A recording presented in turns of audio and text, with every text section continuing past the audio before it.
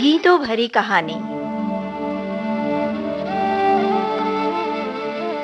आज सुनिए गुरुदेव रवींद्रनाथ टैगोर की लिखी कहानी काबुलीवाला।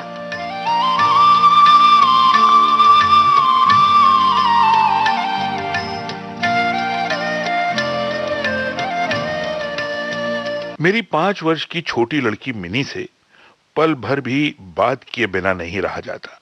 दुनिया में आने के बाद भाषा सीखने में उसने सिर्फ 1 ही वर्ष लगाया होगा। उसके बाद से जितनी देर तक वो सो नहीं पाती है, उस समय तक का एक पल भी वो चुप्पी में नहीं रहती। उसकी माता बहुधा डांट फटकार कर उसकी चलती हुई जबान बंद कर देती है। मुझसे ऐसा नहीं होता। मिनी का मौन मुझे ऐसा अस्वाभाविक सा प्रतीत होता है कि मुझसे वो अधिक देर तक सहा ही नहीं जाता। यही कारण है कि मेरे साथ उसके भावों का आदान प्रदान कुछ अधिक उत्साह के साथ होता रहता है।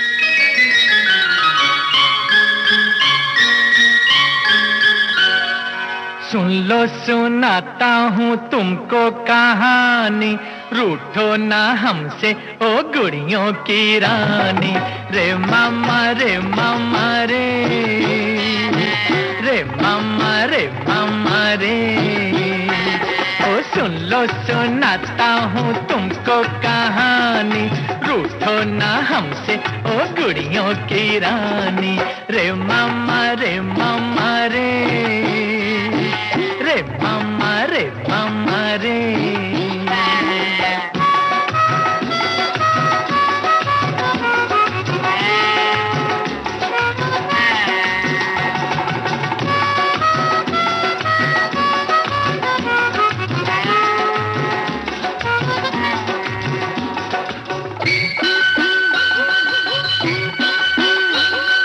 हम तो गए बाजार में लेने को आलू, हम तो गए बाजार में लेने को आलू, हम तो गए बाजार में लेने को आलू। आलू वालू कुछ न मिला, पीछे पड़ा भालू। रे मामा रे मामा रे, रे मामा रे मामा रे। सुन लो सुनाता हूँ तुमको कहानी, रूठो ना हमसे ओ गुड़ियों की रानी। रे मामा रे मामा रे, रे मामा रे मामा रे।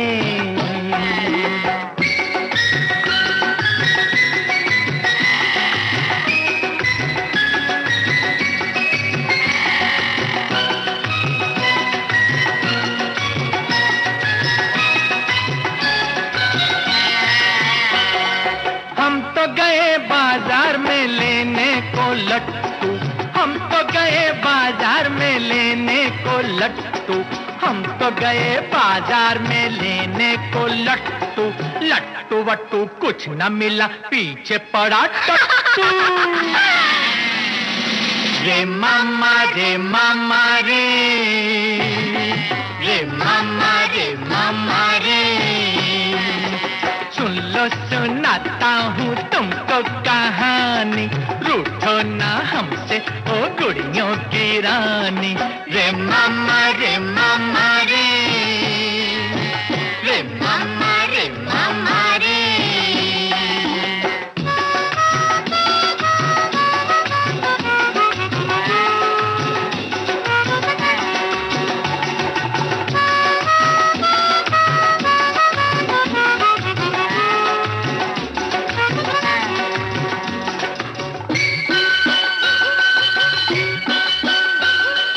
हम तो गए बाजार में लेने को रोटी, हम तो गए बाजार में लेने को रोटी, हम तो गए बाजार में लेने को रोटी। रोटी वोटी कुछ न मिली, पीछे पड़ी मोटी। रे मामा रे मामा रे, रे मामा रे मामा रे। सुन लो सुनाता हूँ तुमको कहानी, रूठो ना हमसे ओ गुड़ियों की रानी।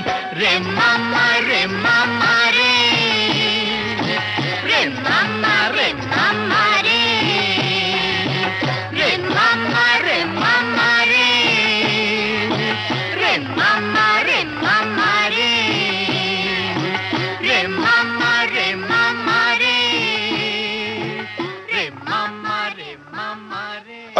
सवेरे मैंने अपने उपन्यास के 17वें अध्याय में हाथ लगाया ही था कि इतने में मिनी ने आकर आरंभ कर दिया कहना, अब बाबूजी, रामदयाल दरबान कल काक को कौआ कहता था, वो कुछ जानता ही नहीं है ना बाबूजी।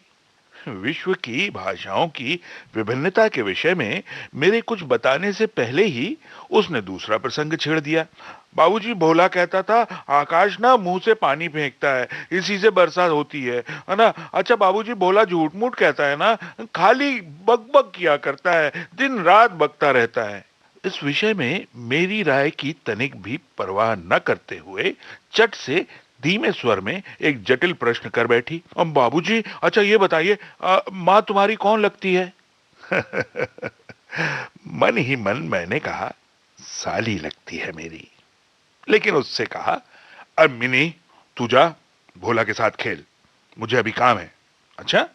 तब उसने मेरी मेज के पार्श्व में पैरों के पास बैठकर अपने दोनों घुटने और हाथों को हिला हिलाकर बड़ी शीघ्रता से मुंह चलाकर अटकन बटकन दही चटा के कहना आरंभ कर दिया।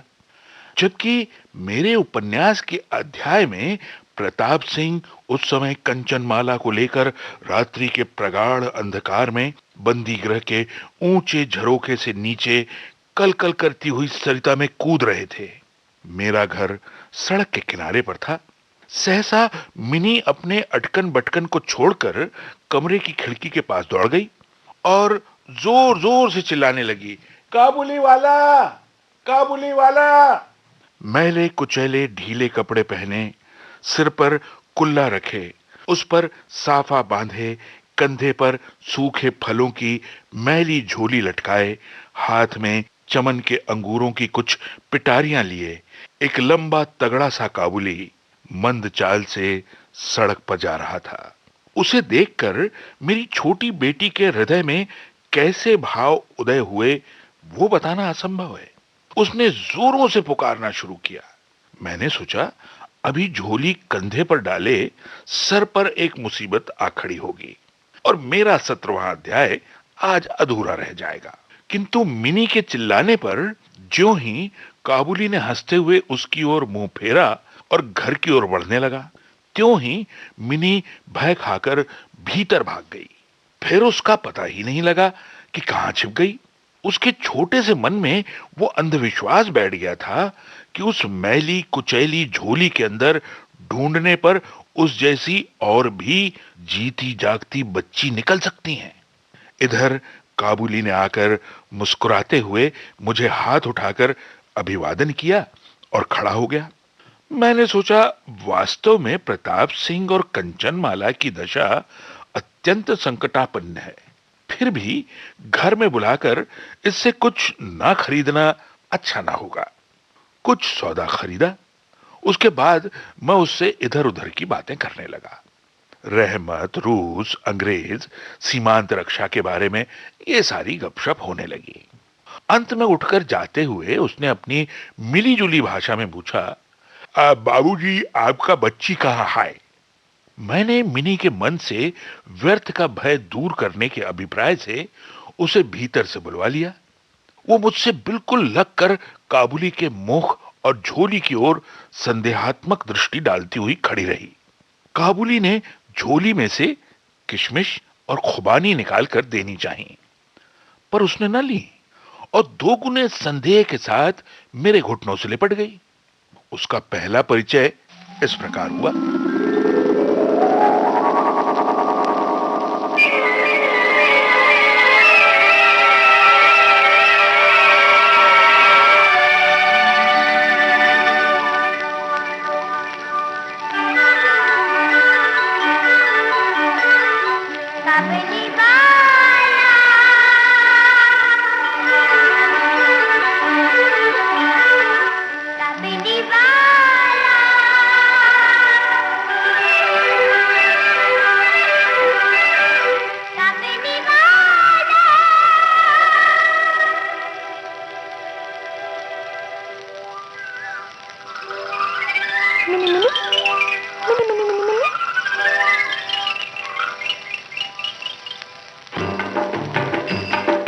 नन्ही मुन्नी की हम लाया तेरा मुखड़ा प्यारा, घूम लाया तेरा मुखड़ा प्यारा, क्या खोई है गुड़िया तेरी, या है किसी ने मारा? रूठ गया क्या तेरा बंदर, टूट गया क्या हाथी, रूठ गया क्या तेरा बंदर, टूट गया क्या हाथी, या फिर तुझसे बिछड़ गया तेरा कोई साथी? कौन? काबली वाला। काबली वाला? हाँ, क्या वो दाढ़ी मूछों वाला? अभी मिला दूं तुमको उससे, देखो खेल निराला।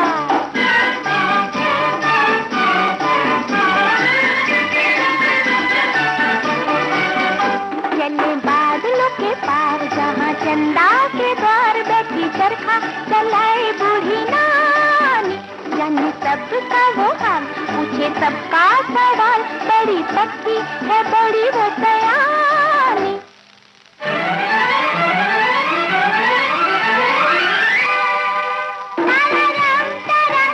उससे पूछेंगे हम, कहाँ खोया है काबली वाला, उससे पूछेंगे हम, कहाँ खोया है काबली वाला।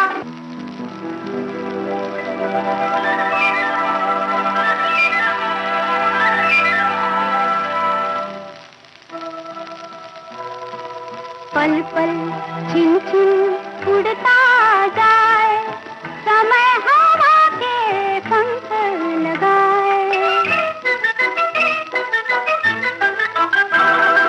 बूढ़ी नानी बड़ी सी आनी, पूछूं एक सवाल, कहाँ है खोया काबली वाला, क्या है उसका हाल? बताओ ना, बताओ ना। पूरब में एक काल कोठड़ी लगा है जिसपे ताला, शायद उसी में पड़ा हुआ है तेरा काबली वाला। पर कैसे टूटे ताला, तू मंत्र तुझे निराला। क्या क्या? टिंग टिंग छट बोल, टिंग टिंग टक, खुल जा रे ताले झट से पटाक। टिंग टिंग छट बोल, टिंग टिंग टक, खुल जा रे ताले झट से पटाक।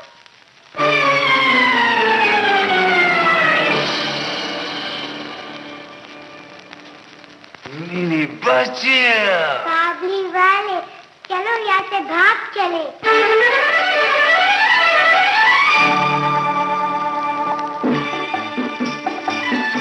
चुन्नू, मुन्नू, हीना, रूना।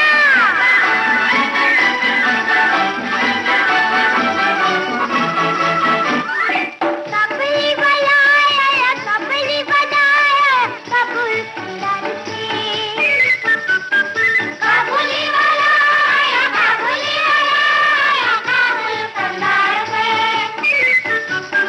पिस्ता बादाम लाया, पिस्ता बादाम लाया सदन के पार से। काबुली वाला आया, काबुली वाला आया, काबुली वाला। काबुली वाले, काबुली वाले, ये क्या झोली में तेरी है? काबुली वाले, काबुली वाले, ये क्या झोली में तेरी है? झोली में मेरी एक जादू की छड़ी है, झोली में मेरी एक जादू की छड़ी है। झोली में मेरी जादू की छड़ी, कर तो बना दे हम सबको बड़ी। लो बन जाओ परी।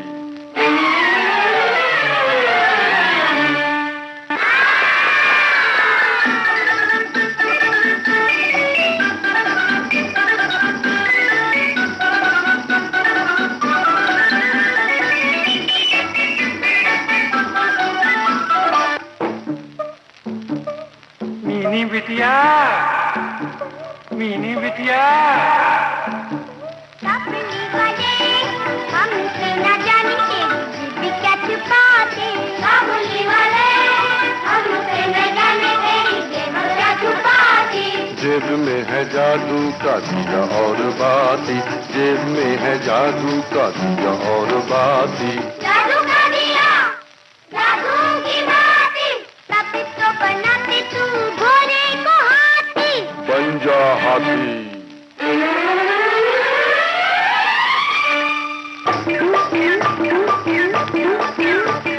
भागो, भागो, भागो, भागो, भागो, भागो,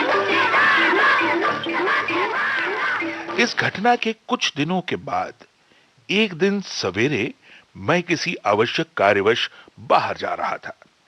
देखता हूं तो मेरी बिटिया दरवाजे के पास बेंच पर बैठी हुई काबुली से हंस हंस कर बातें कर रही है और काबुली उसके पैरों के समीप बैठा मुस्कुरा रहा है, उसे ध्यान से सुन रहा है और बीच-बीच में अपनी राय मिली-जुली भाषा में व्यक्त करता जाता है।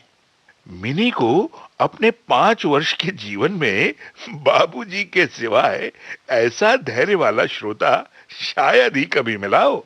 देखा तो उसका फिराक का अग्रभाग बादाम किशमिश से भरा हुआ है।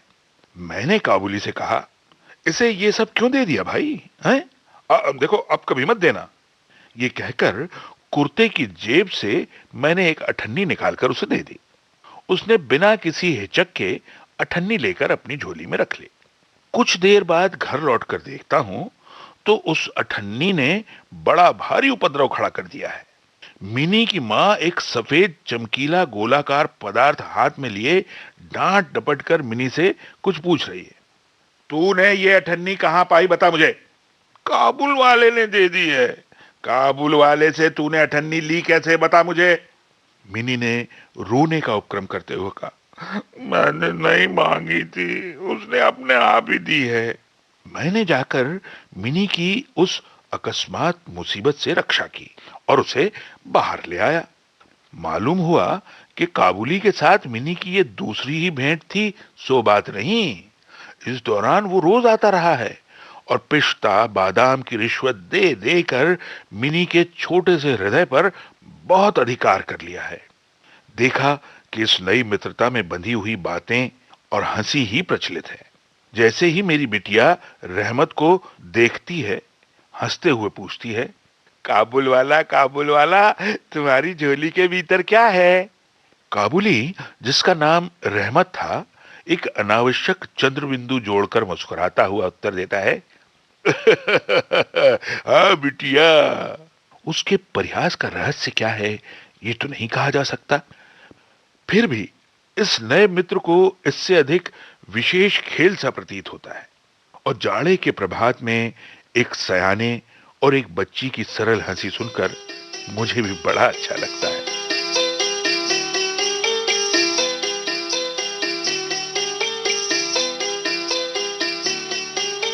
छोटी सी प्यारी सी नन्ही सी आई कोई परी,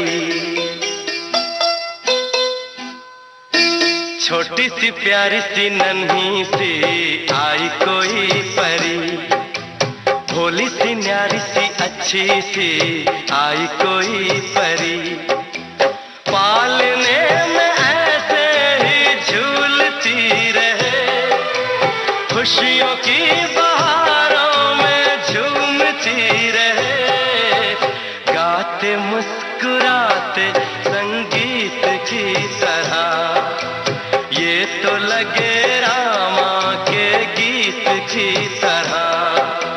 छोटी सी प्यारी सी नन्ही सी आई कोई परी, भोली सी न्यारी सी अच्छी सी आई कोई परी, पालने में ऐसे ही झूलती रहे, खुशियों की बहारों में झूमती रहे, गाते मुस्कुराते संगीत की तरह, ये तो लगे रामा के गीत की तरह।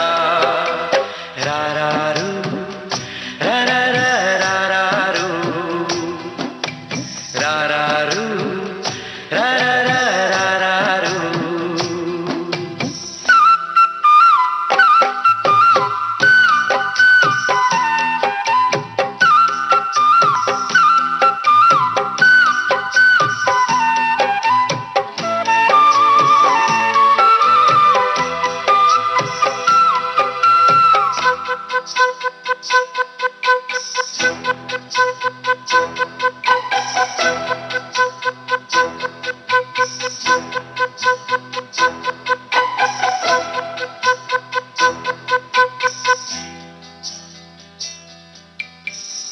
खुशियाँ देती है, दुख दुख ले लेती है। माँ की ममता का मोल ना कोई, नगमे गाती है, सुख बरसाती है।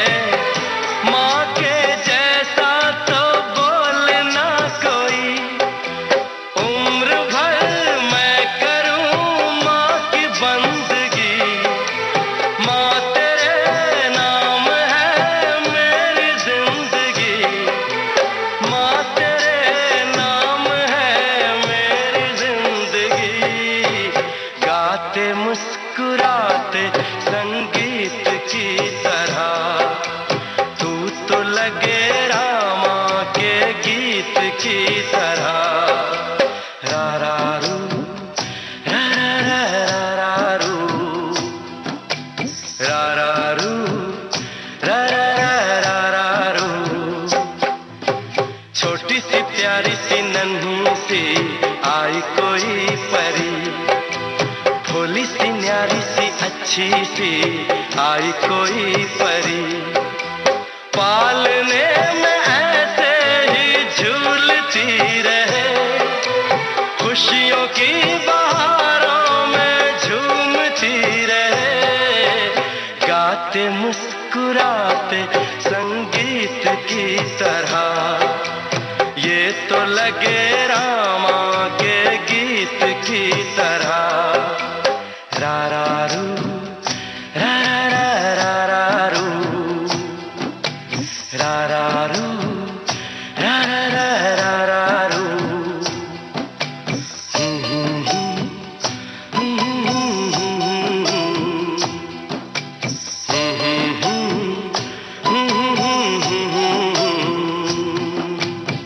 उन दोनों मित्रों में और भी एक आध बात प्रचलित थी। रहमत मिनी से कहता है, तुम ससुराल कभी नहीं जाना। अच्छा, हमारे देश की लड़कियां जन्म से ही ससुराल शब्द से परिचित रहती हैं, किंतु हम लोग तनिक कुछ नई रोशनी के कारण तनिक सी बच्ची को ससुराल के विषय में विशेष ज्ञानी नहीं बना सके थे। अतः रहमत का अनुरोध वो स्पष्ट रूप से समझ नहीं पाती थी। इस पर भी किसी बात का उत्तर दिए बिना चुप रहना उसके स्वभाव के बिल्कुल ही विरुद्ध था। उल्टे वो रहमत से ही पूछती, तुम ससुराल जाओगे? रहमत काल्पनिक ससुर के लिए अपना जबरदस्त घूंसा तान कर कहता, हम ससुर को मारेगा। सुनकर मिनी ससुर नामक किसी अनजाने जीव की दुरावस्था की कल्पना करके खूब हंसती। देखते देखते जाड़े की सुहावनी ऋतु आ गई। पूर्व युग में इसी समय राजा लोग दिग्विजय के लिए कूच करते थे। मैं कलकत्ता छोड़कर कभी कहीं नहीं गया। शायद इसीलिए मेरा मन ब्रह्मांड में घूमा करता है, यानी मैं अपने घर में ही चिर प्रवासी हूं। बाहरी ब्रह्मांड के लिए मेरा मन सर्वदा आतुर रहता है। किसी विदेश का नाम आगे आते ही मेरा मन वहीं की उड़ान लगाने लगता है। इसी प्रकार किसी विदेशी को देखते ही तत्काल मेरा मन सरिता पर्वत बीहड़ वन के बीच में एक कुटीर का दृश्य देखने लगता है और एक उल्लासपूर्ण स्वतंत्र जीवन यात्रा की बात कल्पना में जाग उठती है। इधर देखा तो मैं ऐसी प्रकृति का प्राणी हूं जिसका अपना घर छोड़कर बाहर निकलने में सिर कटता है। यही कारण है कि सवेरे के समय अपने छोटे से कमरे में मेज के सामने बैठकर उस काबुली से गपशप लड़ाकर बहुत कुछ भ्रमण का काम निकाल लिया करता हूं। मेरे सामने काबुल का पूरा चित्र खिंच जाता है। दोनों ओर ऊबड़ खाबड़ लाल लाल ऊंचे दुर्गम पर्वत हैं और रेगिस्तानी मार्ग। उन पर लदे हुए ऊंटों की कतार जा रही है। ऊंचे ऊंचे साफे बांधे हुए सौदागर और यात्री कुछ ऊंट की सवारी पर हैं तो कुछ पैदल ही जा रहे हैं। किसी के हाथों में बर्छा है तो कोई बाबा आदम के जमाने की पुरानी बंदूक थामे हुए है। बादलों की भयानक गर्जन के स्वर में काबुली लोग अपनी मिली जुली भाषा में अपने देश की बातें कर रहे हैं। मेरे वतन से अच्छा कोई वतन नहीं है, मेरे वतन से अच्छा कोई वतन नहीं है, सारे जहां में ऐसा कोई रतन नहीं है, सारे जहां में ऐसा कोई रतन नहीं है। मेरे वतन से अच्छा कोई वतन नहीं है, मेरे वतन से अच्छा कोई वतन नहीं है। दुनिया में ऐसी धरती ऐसा गगन नहीं है, दुनिया में ऐसी धरती ऐसा गगन नहीं है। मेरे वतन से अच्छा कोई वतन नहीं है, मेरे वतन से अच्छा कोई वतन नहीं है। मिनी की माँ बड़ी वहमी तबीयत की हैं। राह में किसी प्रकार का शोरगुल हुआ नहीं कि उसने समझ लिया कि संसार भर के सारे मस्त शराबी हमारे ही घर की ओर दौड़े आ रहे हैं। रहमत काबुली की ओर से भी वो पूरी तरह से निश्चिंत नहीं थी। उस पर विशेष नजर रखने के लिए मुझसे बार बार अनुरोध करती रहती। जब मैं उसके शक को परिहास के आवरण से ढकना चाहता तो मुझसे एक साथ कई प्रश्न पूछ बैठती। अरे क्या कभी किसी का लड़का नहीं चुराया गया? क्या काबुल में गुलाम नहीं बिकते? क्या एक लंबे तगड़े काबुली के लिए एक छोटे बच्चे का उठा ले जाना असंभव है? ये सारे प्रश्न। मुझे मानना पड़ता कि ये बात नितांत असंभव हो सो बात नहीं, पर भरोसे के काबिल नहीं। लेकिन केवल इसलिए बिना किसी दोष के रहमत को अपने घर में आने से मना न कर सका। हर वर्ष रहमत माघ मास में लगभग अपने देश लौट जाता है। इस समय वो अपने व्यापारियों से रुपया पैसा वसूल करने में तल्लीन रहता है। उसे घर घर दुकान दुकान घूमना रहता है। लेकिन फिर भी मिनी से उसकी भेंट एक बार अवश्य हो जाती है।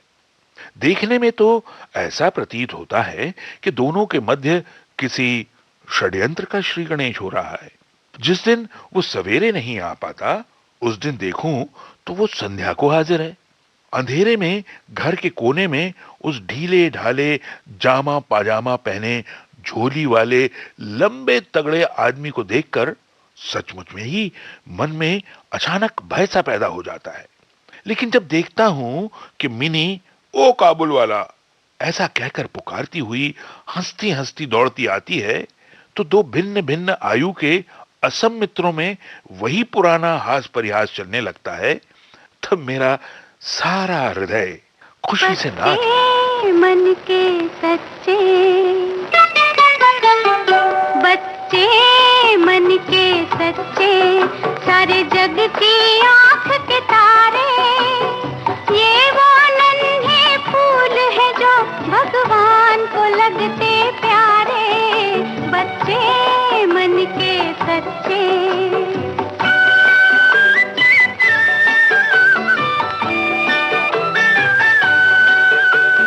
खुद रूठे खुद मन जाए, फिर हम जोली बन जाए।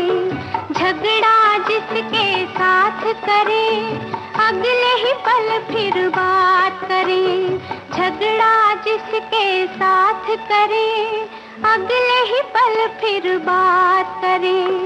इनको किसी से बैर नहीं, इनके लिए कोई गैर नहीं। इनका भोलापन मिलता है सबको बाह पसारे।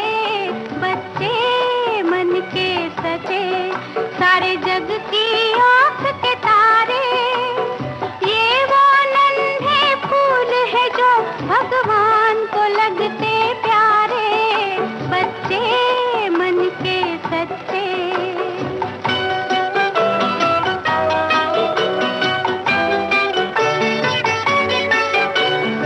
इंसान जब तक बच्चा है तब तक समझो सच्चा है। जूं जूं उसकी उम्र बढ़े, मन पर झूठ का मैल चढ़े। क्रोध बढ़े, नफरत घेरे, लालच की आदत घेरे। बचपन इन पापों से हटकर अपनी उम्र गुजारे। बच्चे मन के सच्चे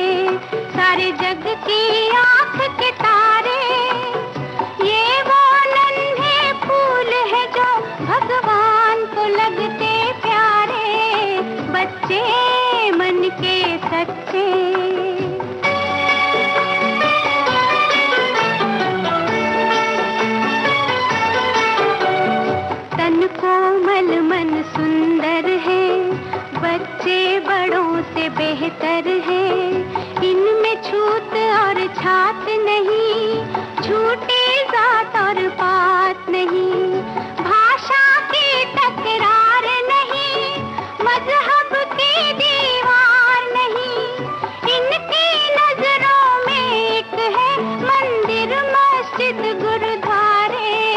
बच्चे मन के सच्चे, सारे जग की आंख के तारे, ये वो नन्हे फूल है जो भगवान को लगते प्यारे।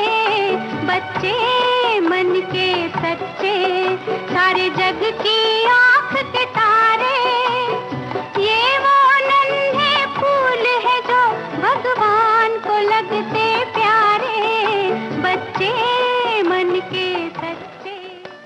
एक दिन सवेरे मैं अपने छोटे कमरे में बैठा हुआ नई पुस्तक के प्रूफ देख रहा था। जाड़ा विदा होने से पूर्व आज 2-3 दिन से खूब जोरों से अपना प्रकोप दिखा रहा था। लगभग 8 बजे का समय होगा। सिर में मफलर लपेटे उषाचरण सवेरे की सैर करके घर की ओर लौट रहे थे। ठीक उसी समय राह में एक बड़े जोर का शोर सुनाई दिया। देखूं तो अपने उस रहमत को 2 सिपाही बांधे लिए जा रहे हैं। उनके पीछे बहुत से तमाशाई बच्चों का झुंड चला आ रहा है। रहमत के ढीले ढाले कुर्ते पर खून के दाग हैं और एक सिपाही के हाथ में खून से लथपथ छुरा। मैंने द्वार से बाहर निकलकर सिपाही को रोक लिया और पूछा, अरे भाई क्या बात है? कुछ सिपाही से और कुछ रहमत से सुना। हमारे एक पड़ोसी ने रहमत से रामपुरी चादर खरीदी थी। उसके कुछ रुपए उसकी ओर बाकी थे, जिसे देने से उसने साफ इनकार कर दिया। बस इसी बात पर दोनों में बात बढ़ गई और रहमत ने छुरा निकालकर घोंप दिया। रहमत उस झूठे बेईमान आदमी के लिए भिन्न भिन्न प्रकार के अपशब्द सुना रहा था। इतने में काबुल वाला ओ काबुल वाला पुकारती हुई मिनी घर से निकल आई। रहमत का चेहरा क्षण भर में कौतुक हास्य से चमक उठा। मिनी ने आते ही उससे पूछा, तुम ससुराल जाओगे? रहमत ने प्रफुल्लित मन से कहा, हाँ वही तो जा रहा हूं। रहमत ताड़ गया कि उसका यह जवाब मिनी के चेहरे पर हंसी न ला सकेगा। तब उसने हाथ दिखाकर कहा, ओए ससुर को मारता, पर क्या करूं, हाथ बंधे हुए। छुरा चलाने के जुर्म में रहमत को कई वर्ष का कारावास मिला। रहमत का ध्यान धीरे धीरे मन से बिल्कुल उतर गया और चंचल मिनी का आचरण तो और भी लज्जाप्रद था। ये बात उसके पिता को भी माननी पड़ेगी। उसने सहज ही अपने पुराने मित्र को भूलकर पहले तो नबी सईस के साथ मित्रता जोड़ी, फिर क्रमशः जैसे जैसे उसकी वयोवृद्धि होने लगी वैसे वैसे सखा के बदले एक के बाद एक उसकी सखियां जुटने लगी। और तो क्या, अब वो अपने बाबूजी के लिखने के कमरे में भी दिखाई नहीं देती। मेरा तो एक तरह से उसके साथ नाता ही टूट गया है।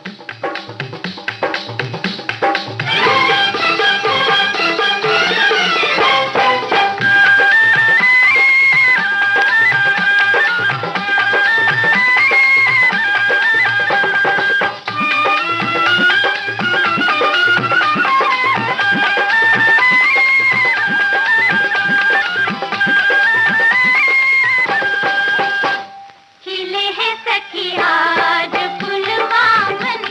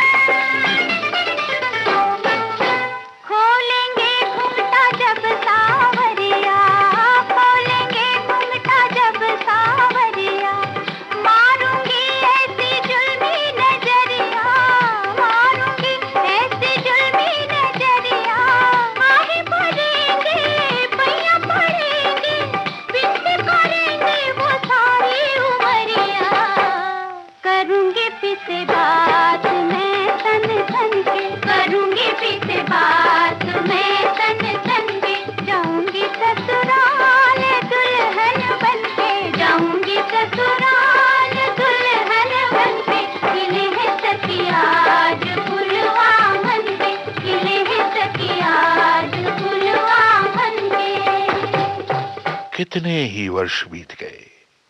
वर्षों बाद आज फिर एक शरद ऋतु आई है। मिनी की सगाई की बात पक्की हो गई। पूजा की छुट्टियों में उसका विवाह हो जाएगा। कैलाश वासिनी के साथ साथ अब की बार हमारे घर की आनंदमयी मिनी भी माँ बाप के घर में अंधेरा करके ससुराल चली जाएगी।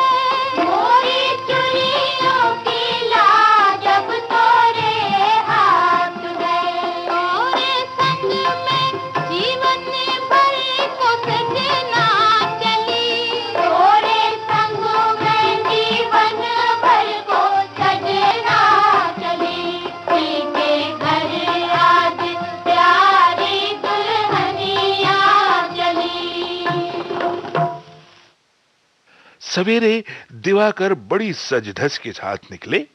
वर्षों के बाद शरद ऋतु की ये नई धवल धूप सोने में सुहागे का काम दे रही है। हमारे घर पर दिवाकर के आगमन से पूर्व ही शहनाई बज रही है। मुझे ऐसा प्रतीत हो रहा है जैसे यह मेरे हृदय की धड़कनों में से रो रो कर बज रही हो। मेरी मिनी का आज विवाह है। सवेरे से घर बवंडर बना हुआ है। हर समय आने जाने वालों का तांता बंधा हुआ है।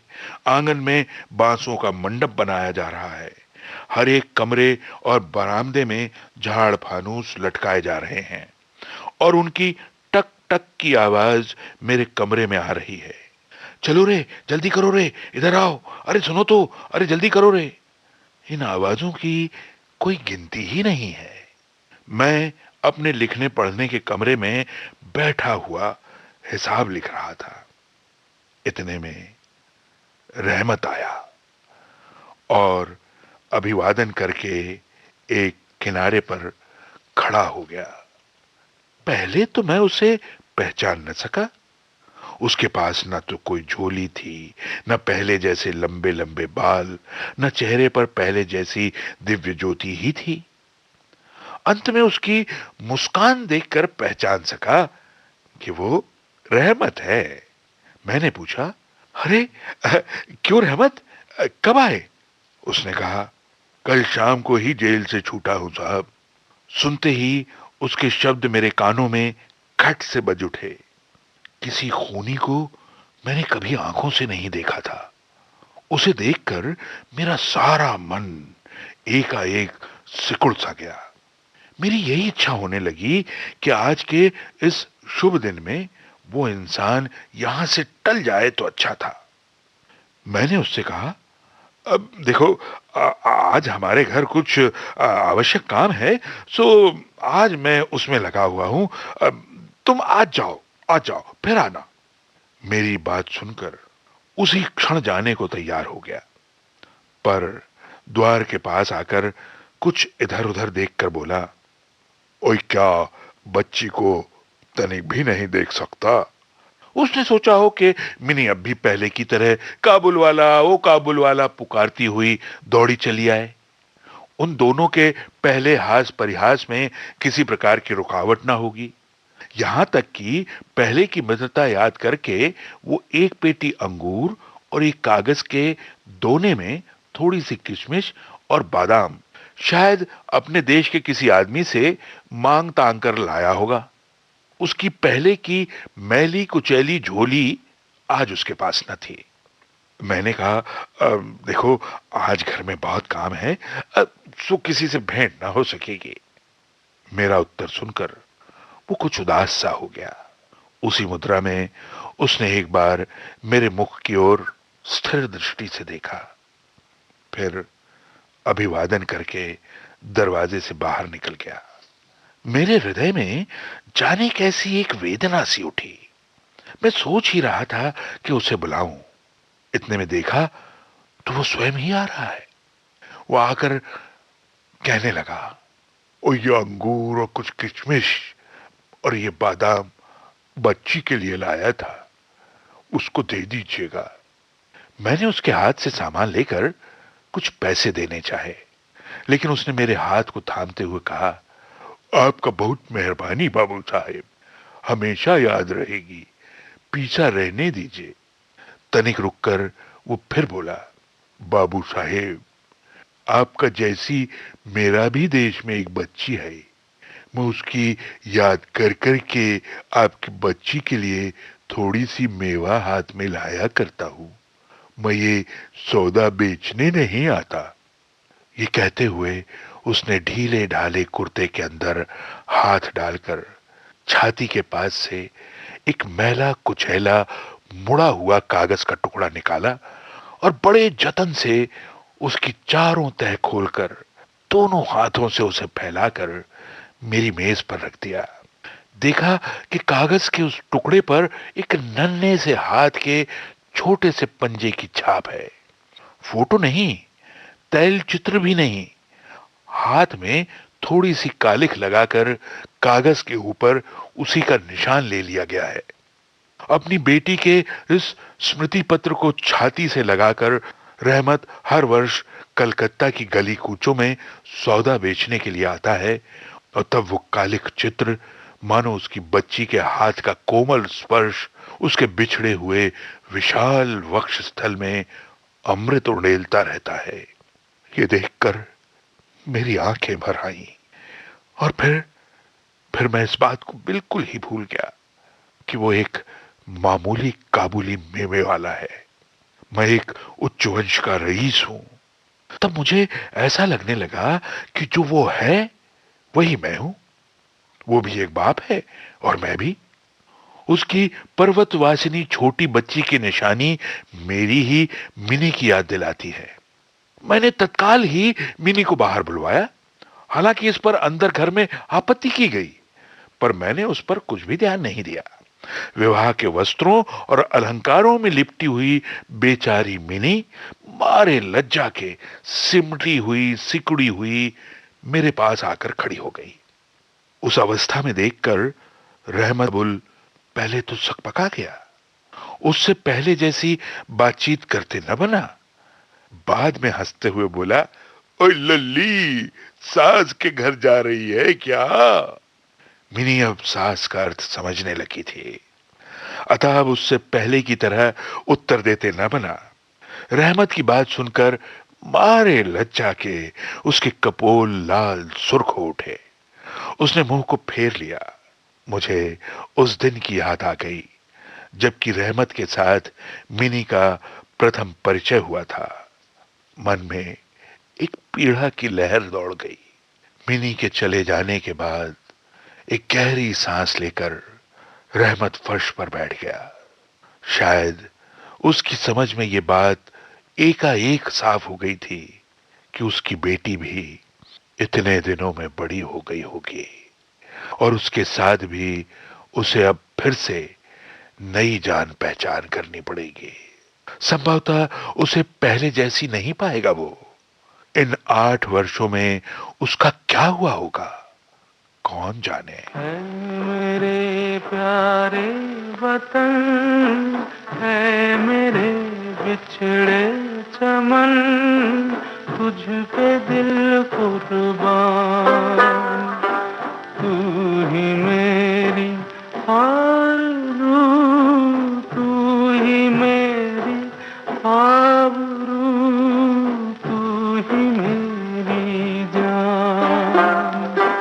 है मेरे प्यारे वतन, है मेरे बिछड़े चमन, तुझ पे दिल कुर्बान।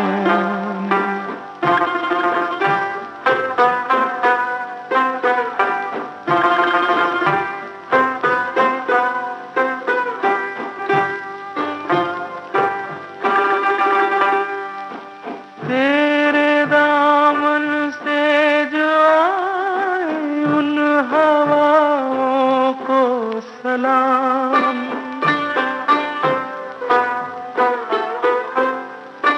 तेरे दामन से जो आए उन हवाओं को सलाम, चूम लूं मैं उस जुबां को जिस पे आए तेरा नाम, सबसे प्यारी सुबह तेरी, सबसे रंगी तेरी शान, तुझ पे दिल कुर्बान, तू ही मेरी आरज़ू, तू ही मेरी आबरू, तू ही मेरी जान।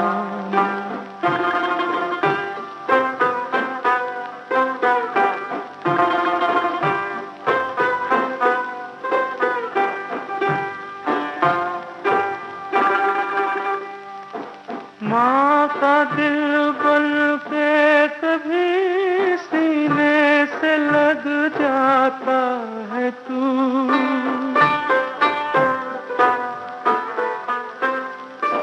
माँ का दिल बन के कभी सीने से लग जाता है तू, और कभी नन्ही सी बेटी बन के याद आता है तू, जितना याद आता है मुझको उतना तड़पाता है तू, तुझ पे दिल कुर्बान, तू ही मेरी आरज़ू, तू ही मेरी आबरू, तू ही मेरी जान।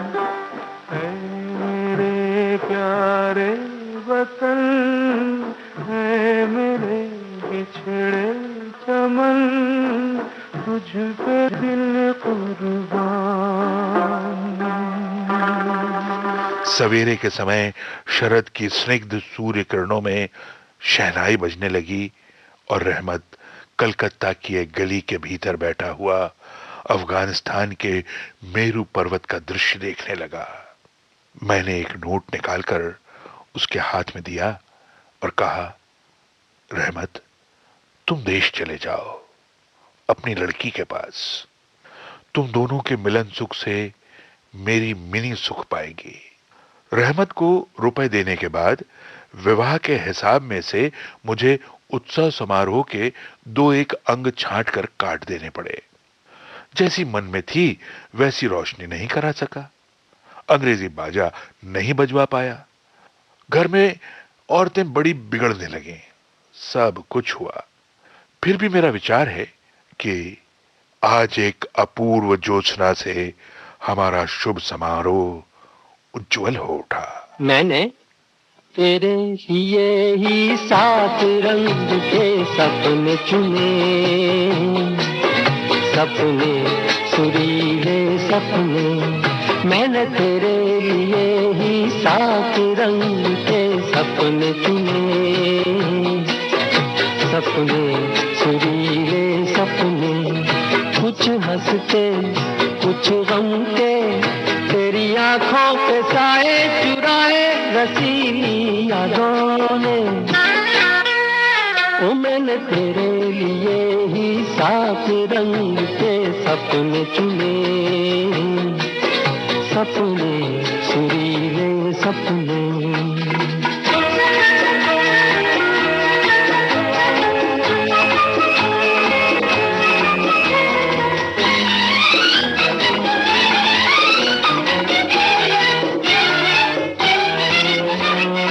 छोटी बातें, छोटी छोटी बातों की हैं यादें बड़ी, भूले नहीं बीती हुई एक छोटी घड़ी। छोटी बातें, छोटी छोटी बातों की हैं यादें बड़ी, भूले नहीं बीती हुई एक छोटी घड़ी।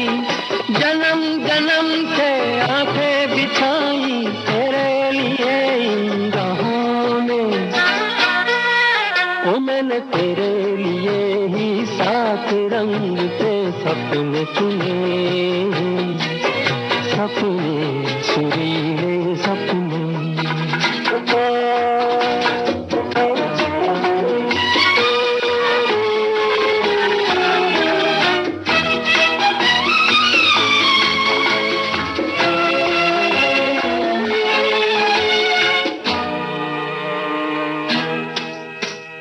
रूठी रातें, रूठी हुई रातों को मनाया कभी तेरे लिए, मीठी सुबह को बुलाया कभी। रूठी रातें, रूठी हुई रातों को मनाया कभी तेरे लिए, मीठी सुबह को बुलाया कभी। तेरे बिना भी तेरे लिए ही दिए जलाए हमने। ओ मैंने तेरे लिए ही 7 रंग के सपने चुने, सपने सुरीले सपने।